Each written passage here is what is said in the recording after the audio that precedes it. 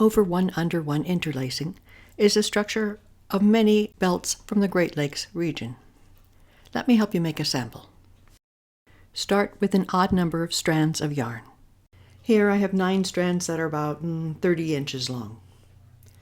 Tie a knot at one end of the 9. I make a loop with all the strands. I've created a hole.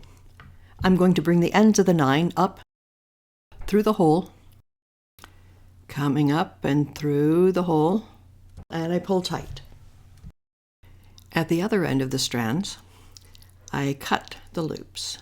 Cut each one of these loops, and I cut the yarn that connects to the ball. Now back to the knot end.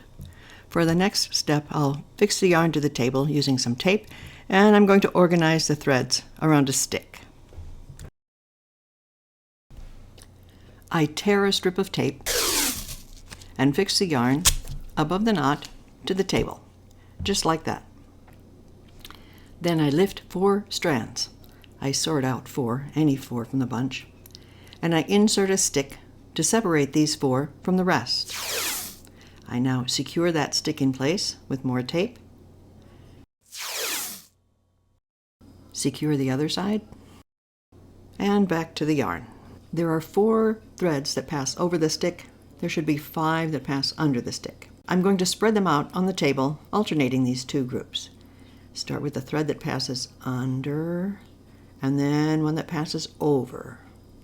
We've got a thread from under and a thread from over. Keep your eye out. The threads may not want to stay in place. I'll now fix the threads in order by picking up the threads that passed under the stick.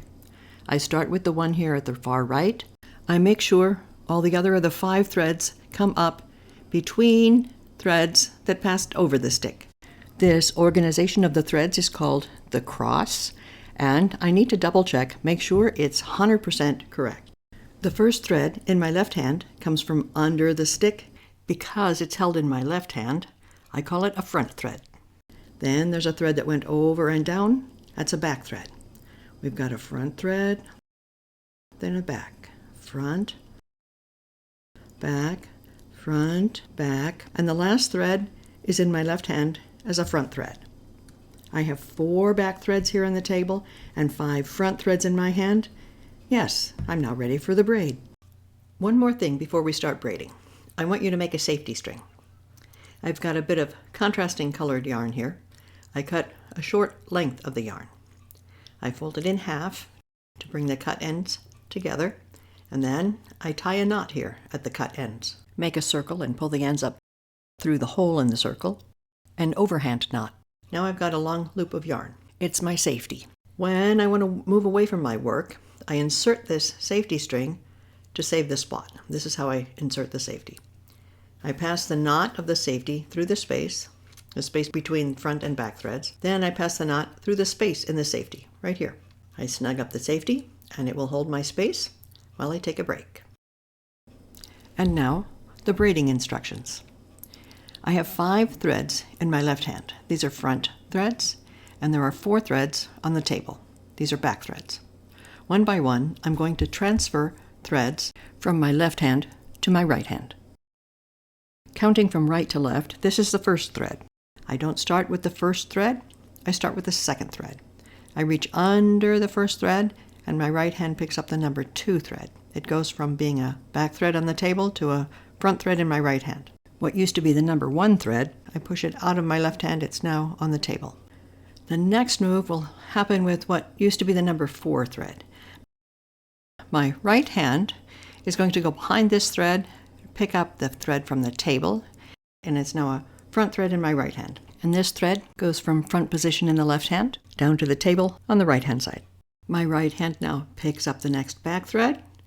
It's now a front thread in my right hand, and its partner thread, a left hand front thread, I move it to back position. I work my way across the row, pick up a back thread, put a front one to the back. At the end of the row, I've got a thread left over. It's a front thread in my left hand. That thread, all by himself, is going to go from my left hand to my right hand. I pass it to my right hand, front position to front, just for nothing. That's the first row. At the end of the first row, I have a set of threads in my right hand, and none remain in my left hand. For the second row, I'll take threads one by one with my left hand, take them from my right hand. We'll use the same instructions, but going the other direction. I start not with this first thread, but with this second thread. My left hand will pick up the back thread. It's now a front thread in my left hand, and this thread moves from the right hand front position down to the table on the left side. My left hand moves over and takes the next back thread, the thread from the table. It's now a front thread in my left hand, and this thread in my right hand, it moves to the back, down to the table on the left side. My left hand will pick up a thread, and I put one down. I pick up and put down all the way across the row, and at the end of the row there's one thread left over. It's a front thread in my right hand. I pass it to my left hand, front to front, just for nothing. That's the second row. I want you to look here and see that the first row of stitches leans in one direction, and the second row of stitches leans in the other direction. Technical terminology says the first row leans in a Z or Z direction, and the second row leans in an S direction. Alphabet letters don't matter. I just want you to notice they lean in different directions. We're now going to repeat these two rows. The next row has the right hand picking up and putting down.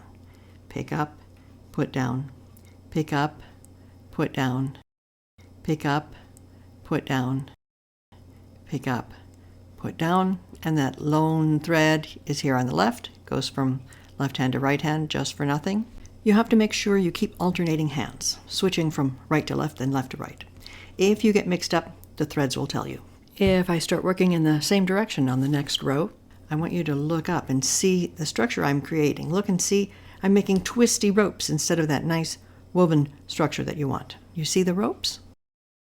Let me work backwards. Let me get back to the start of the row here.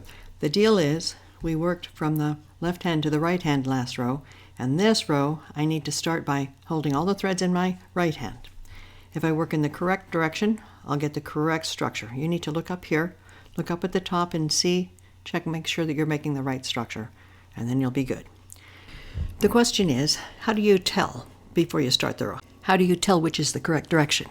One telltale sign is the unpartnered thread. It should be at the start of the row. You might also be able to read the lean of the stitches, the point downward towards the side on which you want to start. A simpler, easier solution might involve a pencil. You can take up the habit of placing a pencil, place it in the direction of work, and then at the end of every row, you turn the pencil around, and that will help you keep track of the direction of work. Eventually, your eyes will learn to read the cloth, telling you the direction. Worst case, if you get mixed up, choose a side, any side, and start working. Then look up, let the cloth tell you if you guessed correctly. It's important at this stage, right from the very beginning, you learn how to back up a half row and start again, completely eliminating the misstart from the cloth. Nobody will ever be able to tell. You now know you need to work in this direction. With this braiding technique, you get to have a clean start for a second chance. The cloth will hold no telltale signs that you ever had any doubts. One more thing I need to talk about. You notice a tangle developing at the ends of your threads. This tangle is totally normal, and it's called the false weave. This is how you deal with it. Put a safety string right below your good cloth, take the knot and pull it through the space. Then you take the threads one by one and extract them from the tangle. It really doesn't take that long. It's not a complicated procedure. One by one, remove them from the tangle. If one of them doesn't want to come, do the next several and it will change its mind. It's not a complicated thing. You'll clear out the tangle and then you can work again. When you figure your strip is long enough, finish it off with 3-strand braids. Each strand takes a turn going to the middle. The right one goes to the middle, then the left one to the middle. Right goes to the middle, then left goes to the middle. When your braid is long enough, finish with an overhand knot. Bring the ends around to form a circle, then bring the ends up through the hole in the circle, and it makes a knot. This is the sample that I made starting off with threads that were 30 inches long. It ended up as a strip that's 24 inches long, and 10 inches of that is the fringe. Use this technique to make a leg tie or sash of the Great Lakes style. Here I used mostly red threads and 4 white threads. Traditional Great Lakes style sashes often have beads worked in instead of those white threads. But there's no need to remain tied to traditional uses. Here's a neck scarf that I made last Tuesday. Between after supper and bedtime, about 3 hours to make this neck scarf using a very thick yarn.